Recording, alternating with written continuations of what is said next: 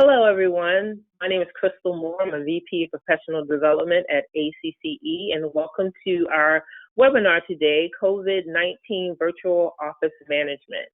Today, I have the pleasure of being joined by two of our members who I work closely with in other areas, Heidi Walker, Salt Lake Chamber of Commerce, and Lori Matson from the That's wrong. She's from Tri-City Regional Chamber of Commerce.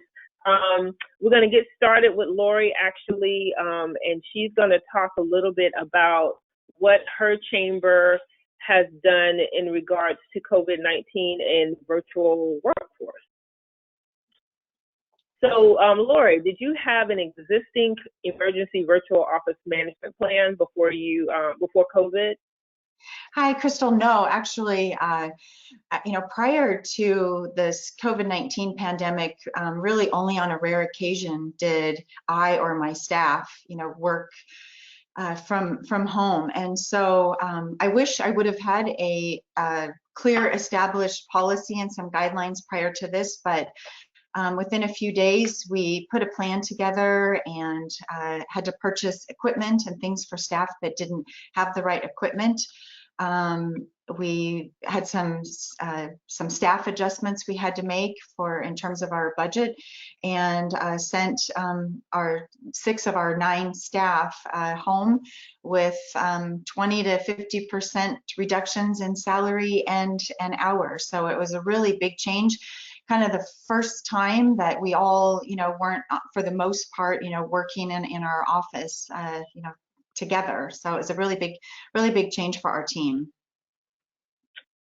Did you, how did you go about determining if which staff had the right equipment to work from home? Did you have some that never had worked from home, and so you had to kind of triage some equipment so they were able to do that? Yeah, absolutely. There were only 3 of us that actually had laptops, so that was really a key thing, was purchasing additional laptops and making sure that people had equipment so that they could go home. So yeah, I mean, within a week or so, we were all ready to go, and folks were packing up their offices and heading for their homes. In terms of, I know that a lot of this was COVID was a catalyst for like immediate work from home. Do you see this as something that you would continue or have as an option for someone who may want to do this and not, it works so they won't have to come into the office, or are you just going to address that once you get back to your new normal?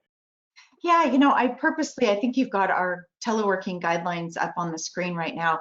I intentionally titled it COVID-19 teleworking guidelines just because I didn't want to create an expectation that this would be continued, although I think now that we've done it, I think that in some ways it's been really beneficial for our team, and I think that it's something that even though I do believe that as our state reopens, that there'll be some phases. So I think perhaps even some of our staff will come back in a phased approach for health reasons and whatnot. So I think that now that we've got some guidelines in place and our staff is kind of used to this, I think that it could kind of open things up in the future for some instances of this.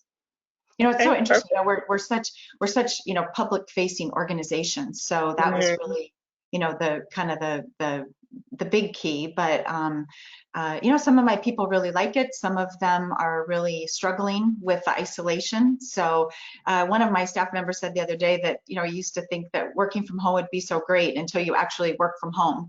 So yeah. I'm not sure if everybody really wants to. Right.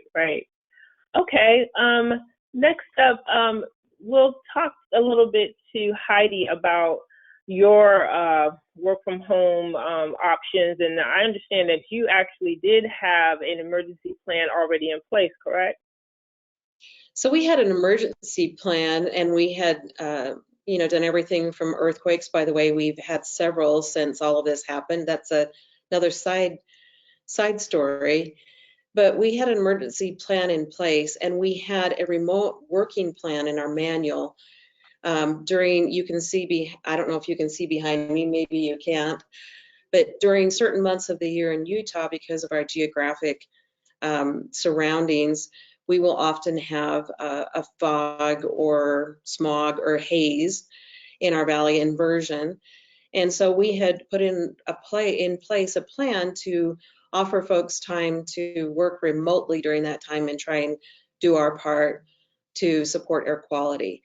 So it was a 3-paragraph, here you can work from home remotely to help air quality, and that was it.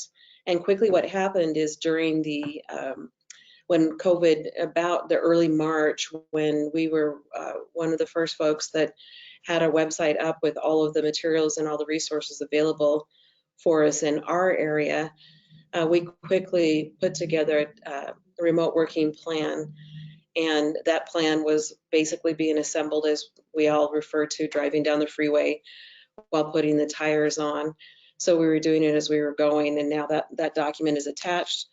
And it's, I believe, an 8-page document that goes into the specifics of how we would handle our remote workers. Okay, on our quick poll that we did, about 85% said that everyone, in terms of, working remotely, that most of their staff is working remotely. And I would imagine that a lot of them probably have the plan that Lori had. From what I'm seeing, Heidi, you're a little bit above the curve in terms of, but I guess being, having the other situations you have, it was necessary to do that. Talk a little bit about the survey that you did, which I thought was very interesting, on how you determined who was able to work from home and how you could help with some resources so that it can make it a little smoother transition. Mm-hmm. So again, we had this tool a survey that we sent out to all of our staff that you're seeing in front of you, basically assessing the tools and resources they had at home in order to do the work that we needed them to do. We were really pleased that we had been moving in the direction of making sure that we had more of a mobile office in many ways. And so it was a minimal adjustment to make sure that everyone was taken care of. And so it was a good process to go through. And so all of our folks are able to work at home remotely and access the data, access our resources, and everything they need to do their job. We work out of Google Docs, and so that transition was a few years ago, and so that made it even more easy to work together remotely. Right. This document that you gave us, Utah Leads Together, can you talk a little bit about, as a community, and how you're working with the governor to in this crisis time, and some pathways to economic recovery that you've discussed already? Sure. So this is version 1 that came out on March 24th. The last version, or the newest version, came out earlier, or actually late last week, and that can be found on coronavirus.utah.gov. We have a website there that all of the community partners are working together to make sure we populate with the right and most current information. So this Utah Leads Together plan is a plan that the Economic Response Task Force put together. It's a great plan. It really takes you through the 3 stages, the urgent, stabilization, recovery stages of this current situation. Our updated plan goes into a little more detail about how we start returning to work and the guidelines that might be there as well. But this plan is really a healthy plan, and I know that as I've conversed with Silver, our colleagues across the nation, this plan has been a great tool for them as well. But it helps all the folks in the community understand their role. In the second version, we go deeper, and the team that put this together met with all of our city and local leaders, as well as chambers from across the state and other key partners, to make sure that they were representing well what our plan together should be. So this is also in conjunction with the CDC and their efforts. But this is a really great toolkit, and we've advised all of our business community and industries. We have a industry working group that JC Skinner, who's our EVP of policy and is our general counsel as well, has been working with 80 industry associations to find out how they can make this plan work for them in their industries, and then providing feedback of issues and concerns. So this has really been our tool for the state and for business. Heidi, how did this come together? Was it a committee in the governor's office, or how did this, what was the beginning stages of this, and how did you get invited to the table, or were you the one that brought this together? So no, I was definitely not the one that brought it together. There were some great folks, and you can see at the bottom or the end of this document some of the people that worked on this. But our president, Derek Miller, was asked by the governor to lead the Utah Economic Response Task Force. And from there, he put together some of the best and brightest minds to make this all happen. And there were several team members, including Natalie Gochner, who is the executive director of the Chem C. Gardner Policy Institute.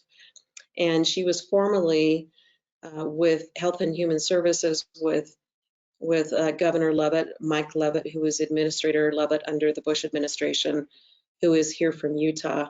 And she helped lead this along with other key leaders in our community who worked around the clock to put this together. And again, to keep on adding to this, like in version 2, there's some great information there that you can find as well. But Derek Miller, our president, has been the lead. There was actually a rapid response task force put together that from our World Trade Center that also a member of that committee.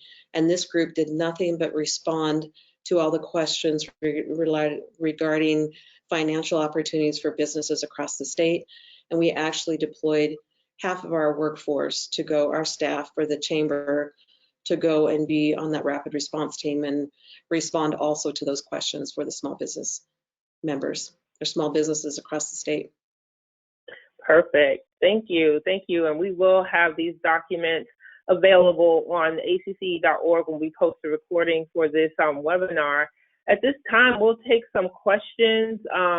You can do it via raising your hand to be called on and unmuted, or you could use our chat function to ask any questions or to share some thoughts that you may have in regards to the situation we're in. Right now, I do not see any hands raised. I do have a question for both Heidi and Lori. One of the things that's coming out a lot, and we had a little conversation about this prior to starting this event, was the empathy factor. Of course, you want productivity and, the show must go on, and not on top of the regular deliverables you have for your chamber. You're now, we were all forced into this kind of different mode of urgency. How are you dealing with being empathetic to people's situation? But some remote workers are used to it. Some were thrown in. As you know, we have kids at home. We have spouses at home. How do you encourage and motivate your staff to prevent burnout in terms of just being at home and working without any engagement from your coworkers? Lori?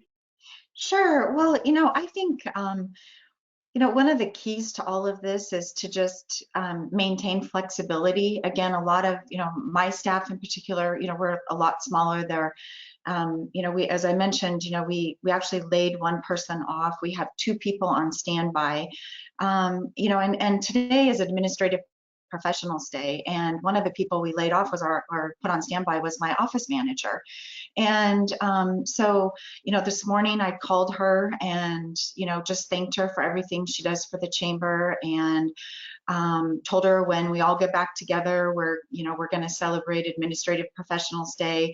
We have a planned, hopefully it's already happened, but our communications director was going to do some social media posts about Administrative Professional Day, and just thank her, not mention, of course, that she's on standby right now. But, I think just being able to look at everybody's situations and knowing that everybody's in a little different situation.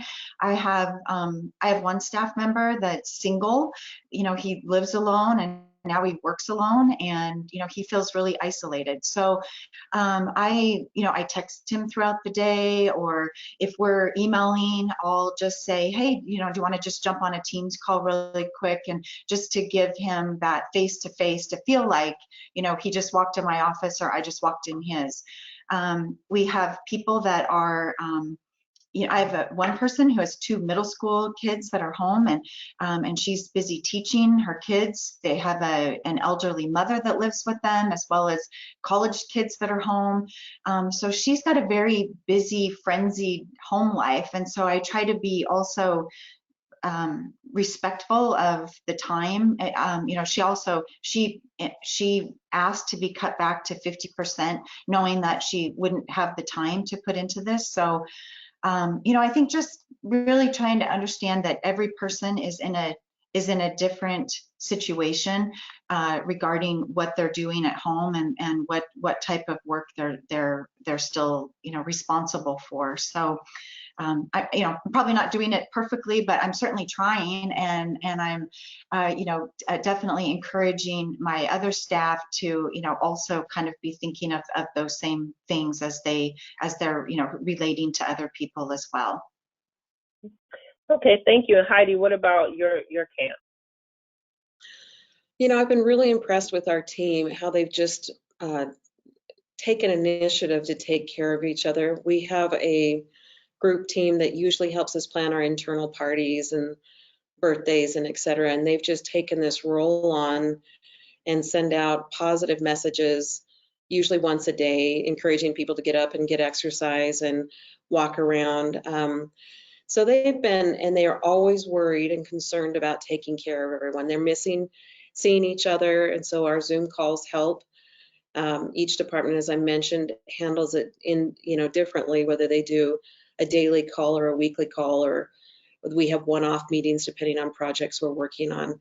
But I've been really impressed with them. We also started a weekly newsletter from each of the different departments so that people could give an update. And we also do a spotlight on one of the team members so that we get to know each other in a different way.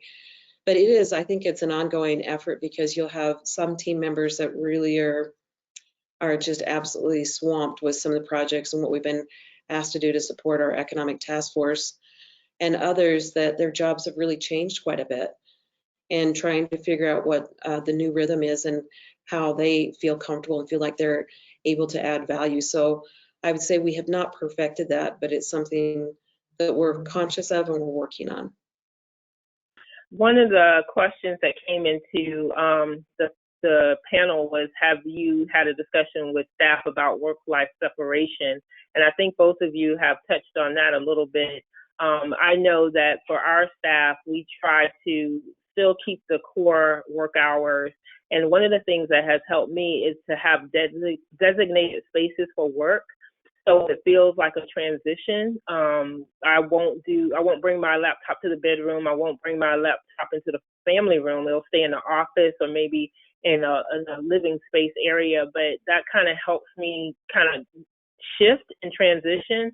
I know that some days I'll work longer than others because of interruptions. But if you have any ideas of how to manage work-life balance working at home, please share those in the chat. We'll all be interested in knowing. I think it's a huge learning curve for a lot of us, and not just for us, but the people around us. So I think we're all just trying to do the best we can and be as effective as we can. One of the questions for you guys, Lori and Heidi, was Wi-Fi included as one of the technological requirements provided by the chamber, or did staff have to have that on their own? Lori, did you provide it, or okay? Yeah, so we did a check again to see what types of equipment people had. Everybody already had Wi-Fi. We will probably, this is our first month with this. In addition to having a stipend for cell phones, we're going to do a stipend for kind of a partial reimbursement for Wi-Fi as well. So, certainly that is an expectation, although, again, all 6 of us already had it, but we're going to reimburse people for a portion of this month and next month, or however long this goes on. What about you, Heidi? Yeah, that was one of our questions, and yes, everyone did have Wi-Fi. So we didn't have to address that individually, but obviously we would have had to make sure that they did have Wi-Fi in order to be able to expect them to do the work they needed to do for us. So, okay, great. But we did have Wi-Fi, yeah. That's awesome. Well, I don't see any more questions in the chat, or I don't see any raised hands. So we're going to close out this particular webinar. And again, it's recorded, and we'll have these documents online at our website as well. And as you're browsing through our website, look at some of the other peer calls. A lot of them have documents and resources along with them. We had a call earlier, as I mentioned, for finance and ops. Next week, we're going to have a call on operations, which some of you may be interested in. That is a roundtable call, and that is on our website for you to register for. Heidi and Lori, thank you so much. I really appreciate you taking the time to talk to us in the group, and I hope everyone stays safe and stay connected to ACCE. Thank you. Have a great day. Thank you. Thank you.